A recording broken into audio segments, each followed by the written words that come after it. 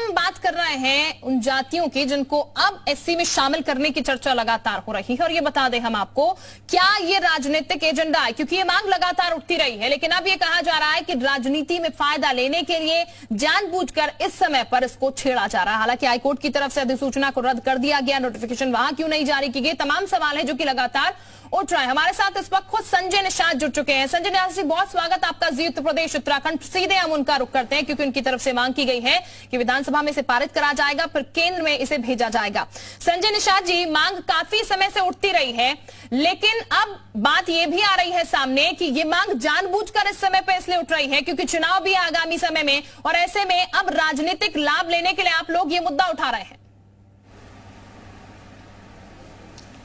देखिए, जिन जिन लोगों ने राजनीतिक लाभ लिया है उनकी सोच है कि राजनीतिक मुद्दा है ये। हाँ। लेकिन ये हमारे लिए सामाजिक मुद्दा है, ये राष्ट्र का मुद्दा है। ये जातियां देश को आजाद कराने के लिए लड़ी और अंग्रेजों द्वारा ये उजाड़ी गई जातियां हैं। ये तो ऑन रिकॉर्ड मौजूद है criminal tribes act inquiry committee 1949-50 में, जब उस रिपोर्ट ने कह दिया इनकी दशा SC ST से भी खराब है।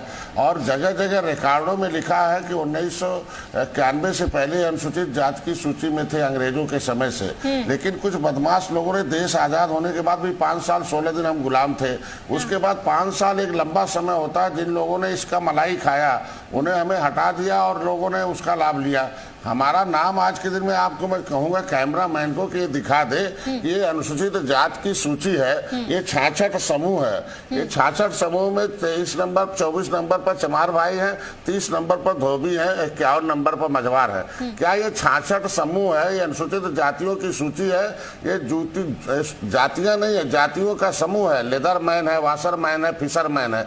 इसके लिए माननीय देखिए महामहिम राष्ट्रपति ने 1961 में ये सेंसस मैनुअल 1961 जारी किया है और इसके लिए कहा कि उत्तर प्रदेश के लिए स्पेशली है और उसके लिए एक सूची जारी किया कि अनुसूचित जातियां हैं और ये उनकी पर्यायवाची जातियां सिनोनिम्स हैं। अब राष्ट्रपति से बड़ा क्या हो सकता है कि उनके आधार पर ये देखिए लेदरमैन है चमार भाई, उनकी उपजाति को मिलता है। 30 नंबर पर धोबी है, उनकी पर्यायवाची जात के रजक बरेठा कन्नौजिया को मिलता है। लेकिन एक ही पन्ना बाद दूसरे पन्ने में हम 51 नंबर पर मझवार है और यहाँ स्पष्ट है कि केवट मल्ला लिखा हुआ है। तो केवट मल्ला मझवार अगर राष्ट्रपति के नोटिफिकेशन में है तो मेरा नाम पिछड़ी में डालना गैर संवैधानिक है।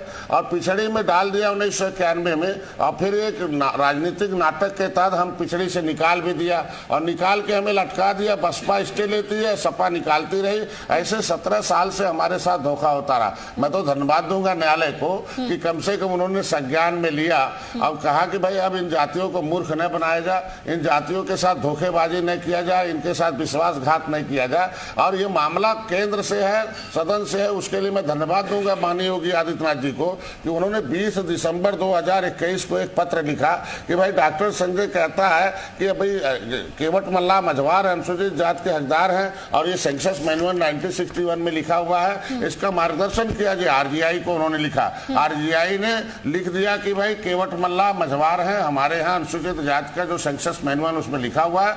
लेकिन इसका मामला सामाजिक न्याय मंत्रालय से, इसके मतलब RGI ने एक्सेप्ट कर लिया केवट मल्ला मझवार है। तो हमको तो आज दिल्ली से सदन से इसे मालूम हमें पारित हो जाना चाहिए कि परिभाषित होना चाहिए। हमारा मामला परिभाषित का था, हमारा मामला एक्सप्लेनेशन का था, लेकिन इन बेईमानों ने इसे इंक्लूजन का बना दिया। उन लोगों ने हमारे लोगों को शामिल करेंगे, हल्ला हो गया। उस 17 में 15 तो मेरे निषाद है, केवट मल्ला, बिंद कश्यप, कहार, धीवर, रैकवार, बाठन, तुरैया है। उसमें भर और प्रजापति 2 अलग से हैं। हमारे 15 उपनामों को, हमारे पुकारू नामों को पिछड़ी में डाल के तहसीलों में मैसेज डाल दिया कि आप पिछड़ी हो इसलिए नहीं मिलेगा। हमारा नाम तुरैया भी उसमें अनुसूचित जाति की सूची में है और तुरैया पिछड़ी में भी है। पर 1991 से पहले तुरैया को मिलता था, लेकिन इन बदमाशों ने तुरैया को पिछड़ी में डाल के उनको भी रोक दिया।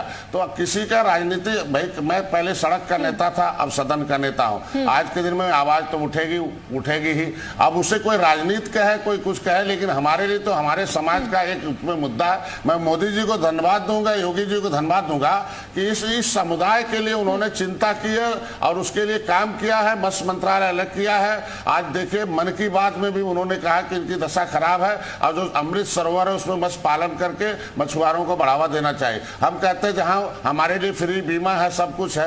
अभी केंद्र सरकार ने अभी जल्दी से जो सदन था उसमें आवाज उठाया था, तारांकित क्वेश्चन उठाया था प्रवीण जी ने, उसमें जवाब दिया स्वामी नारायण जी ने, जो स्टेट मिनिस्टर है सामाजिक न्याय मंत्रालय के। बार जो है अनुसूचित जाति की सूची उत्तर प्रदेश की जो है उसमें सूचीबद्ध है और उसकी जातियों उपजातियों को मिलना चाहिए। 26 जुलाई को अभी लिखित दिया है। तो हम तो अभी मानिए महाराज जी से मिला, मुख्यमंत्री जी से, कि महाराज जी अब तो स्पष्ट हो गया है, आप भी आवाज उठाते रहे सदन में हमारे इस समुदाय के लिए। तो उन्होंने कहा जल्दी से एक लिखो और एक पत्र लिखो और समाज कल्याण मंत्री को मिला के यहाँ से निशांत जी बेहतर पहल, ठीक है, बेहतर पहल है। हालांकि सवाल उठ रहे हैं क्योंकि इन जातियों को आरक्षण मिल जाता है अगर, तो फिर 50 से ज्यादा विधानसभा सीटों पर सीधा सीधा असर ये करती है। इसीलिए शायद ये सवाल भी उठ रहा है कि क्या ये राजनीतिक लिहाज से हो रहा है। लेकिन पहले की सरकारों की क्या मंशा साफ नहीं थी जो कि यहाँ पर ये काम जो है हो नहीं पाया? क्योंकि सपा सरकार ने भी दी थी अधिसूचना लेकिन वहां भी रद्द हो गई थी, वो काम हो नहीं पाया था। तो इस सरकार की मंशा, जैसे कि एसएन साहब भी कह रहे थे कि मंशा साफ होनी चाहिए। तब तो आप समाजवादी पार्टी में थे। मैं कह रहा हूं कि इनकी मंशा सही होती तो केंद्र में कांग्रेस की सरकार थी, जो सपा बसपा के सहयोग से चल रही थी। अगर इन जातियों को सही मायने में हक देना था तो केंद्र से उस सदन से उस संसद से पास करा के परिभाषित करा के भेज देते। यहाँ सपा लागू करती थी, बसपा स्टे लेती थी। ये दोनों खेल करके हमारी जातियों के साथ पूरे 30 सालों से हमारे हक पर डाका डाला गया है। आज के दिन में यही देख लीजिए इनकी ठीक। अभिषेक राय साहब भी इस वक्त हमारे साथ है। अभिषेक राय जी, मंशा पर बार बार सवाल खड़े हो रहे हैं। एसएन साहब भी कह रहे हैं, संजय निषाद भी कह रहे हैं मंशा साफ होती तो शायद ये काम बहुत पहले हो जाता। देखिए माननीय मंत्री जी क्या कह रहे हैं ये ज्यादा बेहतर बता पाएंगे और इनको ये चीज का सवाल का जवाब जरूर देना चाहिए। इससे पहले ये क्या कहते हैं समाजवादी पार्टी की सरकार में इनके पुत्र जो है लड़े और सांसद बने गोरखपुर से चुनाव में, तब तो इन्होंने वो मंशा नहीं जाहिर करी। और आज ये भारतीय जनता पार्टी के साथ है। इन्होंने वादा किया था, आपने शायद उस महारैली में सुना होगा, कि जब तक इनको आरक्षण नहीं मिलेगा तब तक ये सत्ता का सुख नहीं भोगेंगे। और आज ये भारतीय जनता पार्टी की सत्ता का उपयोग कर रहे हैं माननीय मंत्री जी। माननीय मंत्री जी से मैं जरूर इतना विनम्रता से अनुरोध करूंगा कि पहले तथ्यों को जरूर देख लें। हाई कोर्ट ने क्या कहा है, उसकी अधिसूचना उन्होंने क्या रोक लगाई है और क्यों रोक लगाई है, जरा ये जरूर पढ़ लें। कह रहे थे 2016 में जब हमने भेजा तो केंद्र में किसकी सरकार थी? शायद माननीय मंत्री जी को ये याद नहीं होगा कि 2014 से लगातार भारतीय जनता पार्टी की सरकार केंद्र में चली आ रही है और आज ये उसी के ऊपर वो उंगली उठा रहे हैं। तो आप ये चीज क्लियर कर लिए कि आप भारतीय जनता पार्टी की सरकार पे उंगली उठा रहे हो कि केंद्र की सरकार पे उंगली उठा रहे हो। जब आपको भी पता है हाई कोर्ट ने कहा कि राज्य सरकारों का अधिकार नहीं है ये बनाने का, तो जब हमने अधिसूचना जारी करके केंद्र सरकार के पास भेजने का प्रयास। बिल्कुल। तो देखिए अभिषेक राय जी कह रहे हैं राजभर जिस तरीके से पूरा मसला उठ रहा है। संजय निषाद जी, अब आपने सुना अभिषेक राय जी को, आप कह रहे हैं आप ये क्लियर कर लीजिए पहले आप किस पर सवाल खड़े कर रहे हैं? मैं कहता हूं जब मामला न्यायालय में होगा उसमें सरकार क्या कर सकती है। हम कहते हैं गैर संवैधानिक आप आदेश कर दोगे, जब तक वो कचरा साफ नहीं होगा तब तक उस पर कुछ किया नहीं जा सकता है। इन्होंने, आप इनसे पूछे कि जब विशंबर जी आवाज उठाए थे राज्यसभा में, इनके सारे सांसद दिल्ली में क्यों वॉकआउट कर दिए थे समाजवादी पार्टी के? सुप्रीम कोर्ट में केस चल रहा था, समाजवादी पार्टी ने लिख के दे दिया कि जातीय अनुसूचित के लिए नहीं। आप सुप्रीम कोर्ट में लिखोगे कि अधिकार नहीं है, अनुसूचित के हकदार नहीं है, आप उत्तर प्रदेश में नोटिफिकेशन जारी करेंगे। आप देखिए कि इन्होंने हमें पिछड़ी जातियों से 31 दिसंबर 2016 को हमें राज्यपाल ने नोटिफिकेशन करके निकाल दिया।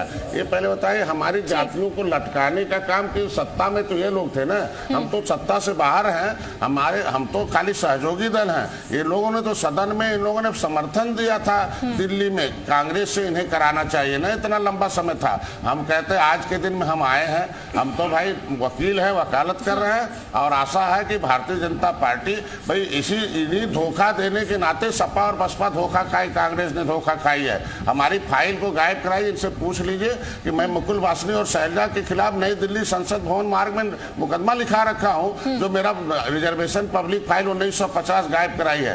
तो हम ये कह रहे हैं कि इन जातियों के साथ जो ठीक है, जो अन्याय हुआ है, अब इन जातियों के साथ धोखा न हो, इसके लिए हम काम कर रहे हैं। उसके लिए मैं धन्यवाद दूंगा कि जो पत्र लिखा था आगे चला है। अब मैं चाहता हूं भारत सरकार इसे परिभाषित करके जिस तरीके से उत्तराखंड में लिख के दिया है कि शिल्पकार जाति नहीं जातियों का समूह है, उसमें प्रजापति कुम्हार है और उनको मिलना चाहिए अनुसूचित। यही बात उत्तर प्रदेश में भी होना चाहिए था कि मझवार जातियों का समूह नहीं है, जाति नहीं है, जातियों का समूह है। केवट मल्ला उसकी उपजाति है। जिस तरीके से सारे लेदरमैन की उपजाति को मिलता है, वाशरमैन को मिलता है, वैसे हमें मझवार का मिलता, शिल्पकार का मिलता, तो कोर्ट नहीं रोकती उसे। हमें केवट मल्ला नहीं चाहिए, हमें मझवार चाहिए जो संविधान में लिखा है। हम कहते हैं हमें प्रजापति को, कुमार को नहीं, उन्हें शिल्पकार का चाहिए। बिल्कुल निशाद जी, मैं आपके पास आ रही हूँ क्योंकि आप तमाम चीजें कह रहे हैं यहाँ पर। अभिषेक जी भी कोई सवाल खड़ा कर रहे हैं यहाँ पर, एक बार उनकी भी बात सुन लेते हैं। अभिषेक जी बोलिएगा। अभिषेक जी, बात अभी माननीय मंत्री जी कह रहे थे कांग्रेस की सरकार को सपा बस, मैं कह रहा हूं कि कांग्रेस की सरकार में कह रहे थे कि कांग्रेस की सरकार को सपा बसपा का समर्थन था। और 2016 में किसकी सरकार थी? आप 2016 की सरकार को क्यों भूल जाते हैं? माननीय राष्ट्रीय अध्यक्ष अखिलेश यादव जी ने किसको पत्र लिखा था और क्या पत्र लिखा था? शायद आपको याद ना हो, क्योंकि चले अभिषेक जी के पास मैं जाऊंगी। सर, निशाद साहब, आप तमाम कवायदें कर रहे हैं, चले बेहतर है कि ये देर से सही हो रहा है लेकिन ये चीज, लेकिन सर उनके लिए क्या प्रावधान है आपके पास, या फिर उनके लिए क्या रणनीति आप अपनाएंगे? क्योंकि अनुसूचित जातियों में अगर आप शामिल करेंगे तो देखिए, ये प्रोफेसर रविकांत साहब ने बहुत बेहतर सवाल उठाया था, क्या वो विरोध नहीं करेंगे उनके लिए आरक्षण बिना बढ़ाए उनकी जातियों में उन्हें शामिल करना? इसके लिए आपकी सरकार के पास कोई रोड मैप है आगे के लिए? इसके लिए किस तरीके से काम करेंगे? जो विरोध करेंगे मझवार और तुरेहा का और शिल्पकार का, तो ये माना जाएगा कि संविधान का विरोध कर रहे हैं। वो संविधान में लिखा हुआ है, इन जातियों को, इन पार्टियों को संविधान में लिखे हुए उन सभी उपजाति समूहों को दे देना चाहिए था। बेईमान लोग जो नहीं दिए वो क्या विरोध करेंगे? वो अगर विरोध करेंगे सदन में तो गांव में जनता उनका विरोध करेगी। ये 1% 2% वोट नहीं है, ये बहुसंख्य है और इन्होंने देश को आजाद कराया है। इन्हें सम्मान मिलना चाहिए। आज के दिन में हम प्रमाण के आधार पर, ये अगर उस लायक नहीं थे तो क्यों हम संविधान में शामिल हुए? क्यों राष्ट्रपति लिखते? अब राष्ट्रपति से कोई बड़ा होकर विरोध करना चाहेगा तो वो तो इस देश में, इस लोकतंत्र में जिंदा नहीं रहेगा ना, वो लोकतंत्र की हत्या करेगा। हम कहते हैं इन जातियों ने आजाद कराया है, हमारे criminal tribes act inquiry committee में लिखा हुआ। इन जातियों के ऊपर क्रिमिनल कास्ट घोषित किया गया है, ये विमुक्ति जनजाति अधिनियम में लिखा हुआ। इन जातियों का अनुसूचित जाति की सूची में शामिल है, ये आज के संविधान में लिखा हुआ, सेंसस मैनुअल में लिखा हुआ।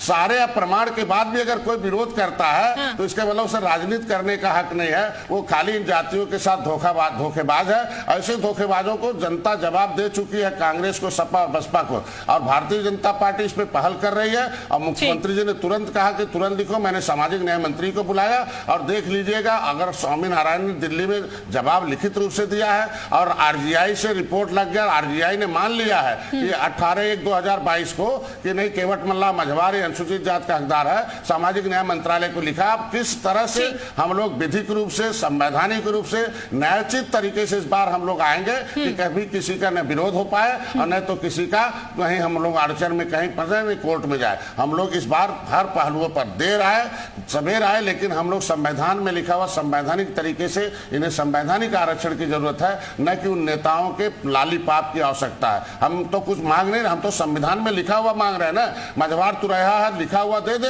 अगर ईमानदार होते इतने दिन से तो दे देते। 70 साल से तो सरकार ही चला रहे थे, 30 साल से हमारे साथ सुनील कौशिक साहब भी बने हुए हैं। संजय निषाद साहब, वो एक राजनीतिक विश्लेषक, एक सवाल वो आपसे करना चाहते हैं, बोलिएगा संजय। संजय निषाद जी, आप एडवोकेट भी हैं और इस मुद्दे को बड़ा बारीकी से आपने कई दशक से देखा है। जब चुनाव से पहले अधिसूचना जारी हुई तो आपको पता नहीं था कि केवल ये चुनावी मुद्दा बनाने का प्रयास किया जा रहा है, जनता को गुमराह करने का प्रयास किया जा रहा है, और आपकी चुप्पी भी थी उस समय?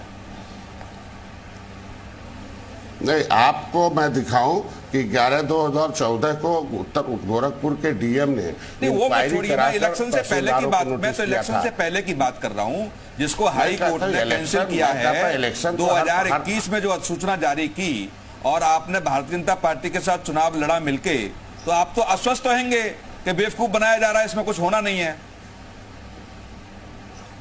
आप पहले उसको देखिए किस क्रम में वो अधिसूचना जारी हुआ था। नोटिफिकेशन 2016 का था समाजवादी पार्टी का, उसमें स्टे हुआ था न्यायालय से, और स्टे करके कह दिया था नहीं इन्हें प्रमाण पत्र बनाओ, स्टे खत्म कर दिया था।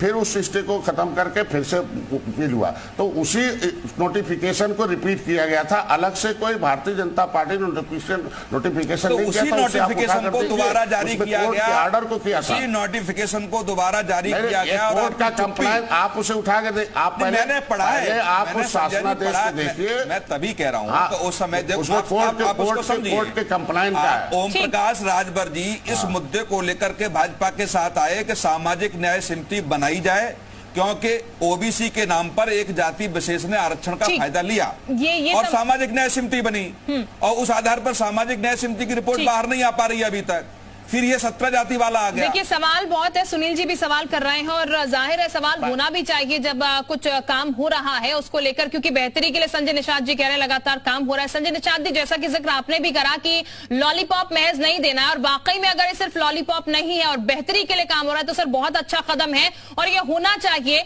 बेहतरी के लिए यहाँ पर। बहरहाल बहुत शुक्रिया आप सभी का। संजय जी आपका भी बहुत शुक्रिया हमारे साथ जुड़ने के लिए, अपना समय देने के लिए। आप सभी खास मेहमानों का बहुत बहुत शुक्रिया हमारे साथ जुड़ने के लिए। बहरहाल उम्मीद यही है कि इस बार सिर्फ ये एक लॉलीपॉप नहीं होगा, क्योंकि लंबा समय बीत गया है और इसकी बात बार बार होती है लेकिन काम इस पर नहीं हो पाता। लेकिन चुनाव से ठीक पहले जब इसका जिक्र हो रहा है और ये कहा जा रहा है इन 17 जातियों को अनुसूचित जाति में शामिल किया जाएगा, तो ये देखना होगा महज ये चुनावी एजेंडा ना हो, वाकई में इस पर कुछ हो पाए। बहुत शुक्रिया आप सभी का इस चर्चा में जुड़ने के लिए। वक्त एक छोटे से ब्रेक का।